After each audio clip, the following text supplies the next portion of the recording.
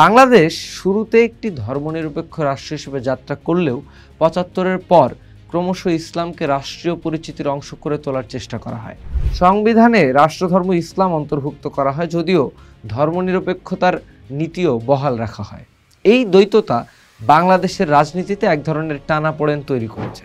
এখানেও ধর্মীয় অনুভূতিকে ব্যবহার করে রাজনৈতিক ফায়দা লোটার চেষ্টা দেখা যায়। প্রধান রাজনৈতিক দলগুলো ভোটের জন্য ধর্মীয় প্রতীক ও বক্তব্য ব্যবহার করে, আবার জামাতে ইসলামের মতো বাংলাদেশের স্বাধীনতার খোলাখুলি বিরোধিতাকারী দলও তাদের পুরনো বিতর্কিত ইতিহাসকে আড়াল করে বা ভিন্নভাবে ব্যাখ্যা করে সমাজে তাদের নির্দিষ্ট এজেন্ডা এবং বিভেদ তৈরির চেষ্টা চালিয়ে যায়।